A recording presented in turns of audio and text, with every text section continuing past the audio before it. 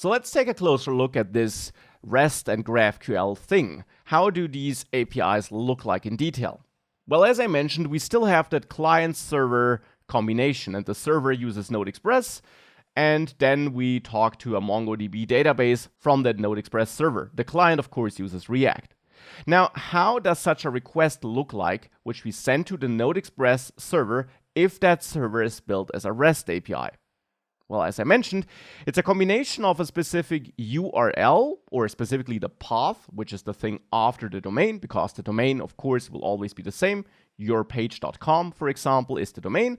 But the thing thereafter, /products, /nothing, /new, /user, whatever it is, that is the path. And that combined with a specific HTTP verb triggers a specific action, at least if we support that path verb combination on the server. For example, we could be sending a post request with the post HTTP verb to the /post URL, or a get request to /posts, or a get request to /posts/ and then some dynamic path segment, which Node-Express also supports, so that we, for example, could have different IDs of posts which are parts of our incoming requests. These are our so-called API endpoints, and as I mentioned multiple times, it's up to us, the developer of the Node-Express REST API, to decide which endpoints we want to support. And then upon getting a request on such an endpoint, we run some server-side logic to do whatever we want to do, for example, to reach out to the database and then store data there, get data from there, and so on. Now, when it comes to these HTTP methods, post and get might be methods or verbs you already know, but there's more than just get and post. Of course, we have get, which we typically use to get data or get a resource from the server. And we have post to post data to a server, so to send data there and then create new data, a new object, new resources on the server. But we got more than that. We also got put, which we typically use to create or override a resource, patch, which we use to update an existing resource on a server, delete to delete a resource, and also actually options, which we won't send on ourselves, but which the browser automatically attaches for certain requests, which the browser then uses to find out if the request we actually want to send is supported. I will come back to that later. Now, what's really important to understand here, because it's a common misconception, is that just because you send a post request, you don't actually store something in a database automatically. As I mentioned, it's up to you, the developer of the API, to decide what you want to do, which code you want to execute, for which verb path combination. And you typically want to map the verbs in a way that's logical. So you want to create data when a post request is received. You want to delete data when a delete request is received.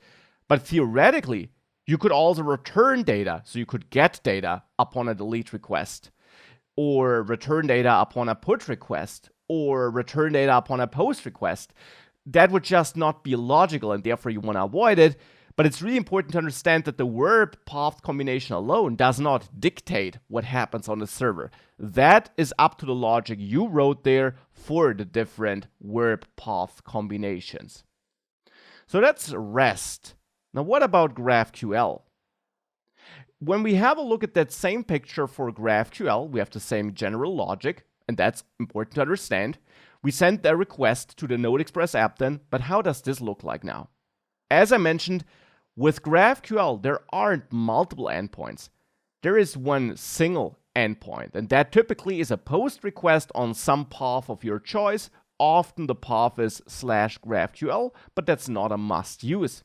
Now, the trick here is that this request, since it's a post request, has a request body. And that request body contains a query expression written in a standardized GraphQL query language, which is then parsed by your Node-Express server. And if you then wrote code to support that specific expression which was sent, you can then, use the data, which is part of that expression and so on, to store data or to get data and so on. The query, which could be in the post request body, typically looks something like this. We describe the operation we want to perform. Alternatives to query, which we typically use to get data, would be mutation to add or change data, or subscription to set up a live subscription. We then have an identifier of our choice, which we also could call endpoint therefore. And then the data we, for example, want to request or we want to send. Now, I do have a free series on how to build basically a simple MERN application with a GraphQL backend, and attached you find a link where you learn how to build such a GraphQL backend from scratch. So that might also be interesting for you if you want to learn more about GraphQL.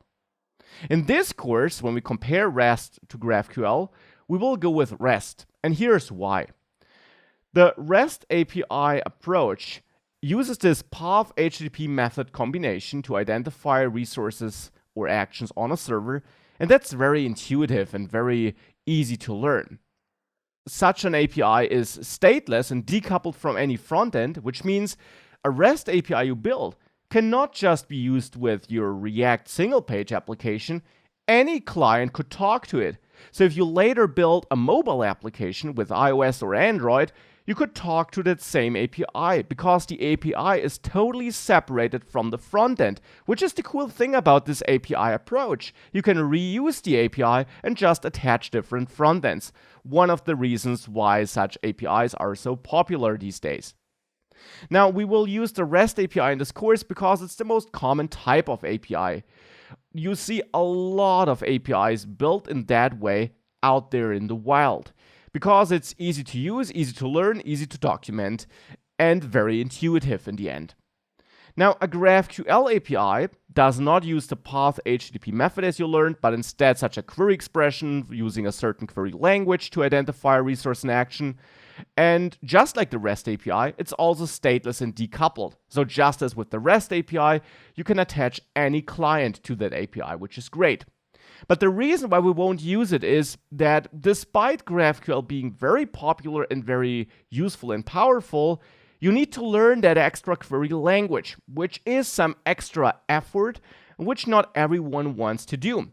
In addition, out there in the wild, you see way more REST APIs than GraphQL APIs, so I find it more important to learn that. Nonetheless, as I mentioned, attached you find a link to a free series I created in the past, where we also built a GraphQL API, and actually also a Node.Express and React application that works with it, for free in a complete series. So this might be interesting to you if you want to learn more about that. In this course, we'll build a REST API from scratch because it is so important and so powerful, and we will build it from the ground up so that you definitely learn everything that's to it.